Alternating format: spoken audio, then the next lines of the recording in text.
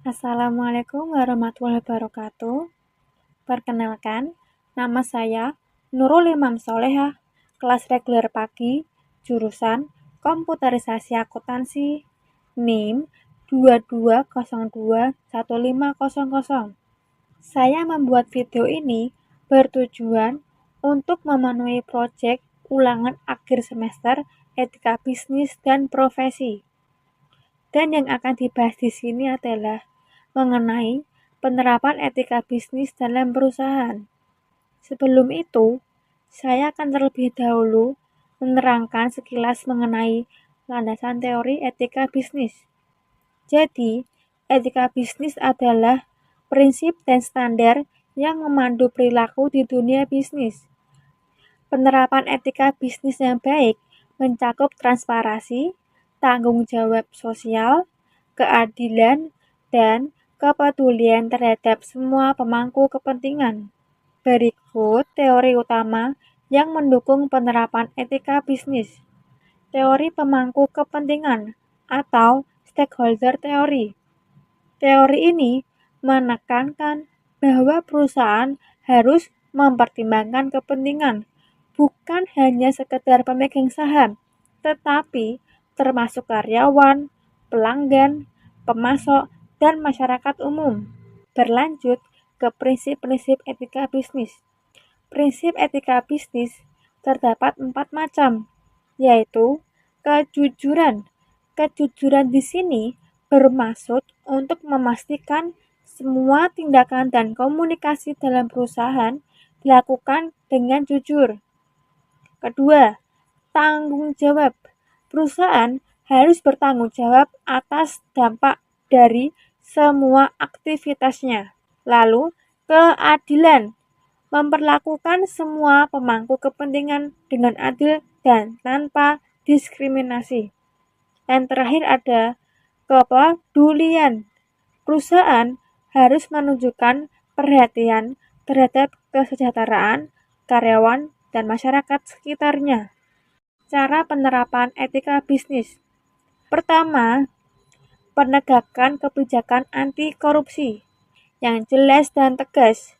Juga melakukan audit internal dan eksternal secara berkala untuk memastikan kepatuhan.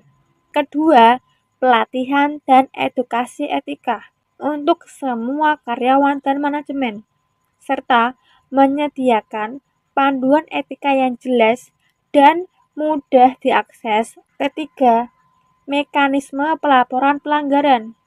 Perusahaan harus mampu menyediakan saluran pelaporan yang aman dan anonim untuk melaporkan pelanggaran etika. Dimaksudkan untuk melindungi pelapor dari segala bentuk pembalasan. Selanjutnya, kendala yang bisa terjadi di dalam perusahaan. Di sini, saya mengambil contoh studi kasus pada PT Garuda Indonesia tahun 2019.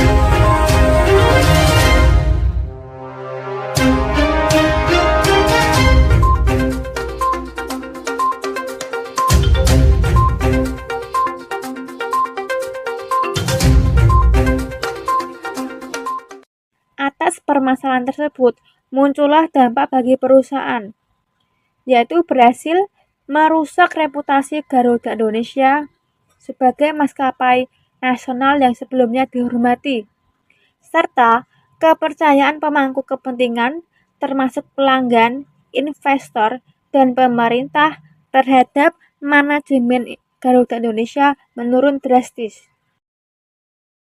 Meskipun dampak pada kondisi finansial perusahaan mungkin tidak segera terlihat, namun dalam jangka panjang, skandal seperti ini dapat mempengaruhi kinerja finansial perusahaan melalui berkurangnya kepercayaan investor dan pelanggan. Lalu, bagaimana penyelesaian atas kendala dari studi kasus di atas? Nah, jadi ada beberapa cara yang dapat dilakukan oleh PT Garuda Indonesia. Pertama, reformasi manajemen. Dengan mengganti eksekutif yang terlibat dalam skandal dengan manajemen baru yang berkomitmen pada etika bisnis, serta membentuk tim khusus untuk mengawasi dan menegakkan kebijakan etika di perusahaan. Kedua, peningkatkan transparansi, yaitu dengan melaporkan aktivitas perusahaan secara terbuka dan transparan kepada pemangku kepentingan. Juga mengadakan audit eksternal untuk memastikan kepatuhan terhadap standar etika. Ketiga, pengembangan budaya etika dengan cara mengintegrasikan nilai-nilai etika ke dalam visi dan misi perusahaan. Bersama dengan itu, akan terciptanya lingkungan kerja yang mendorong keterbukaan dan tanggung jawab.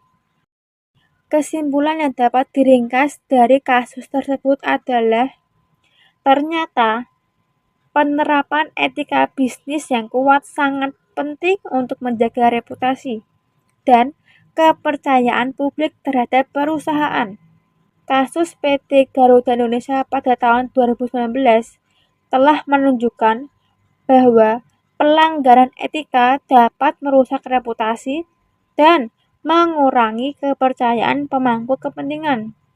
Dengan memperkuat kebijakan anti korupsi, meningkatkan transparansi, dan mengembangkan budaya etika, diharapkan mampu membangun kembali kepercayaan publik dan memastikan keberlanjutan operasional yang etis dan bertanggung jawab.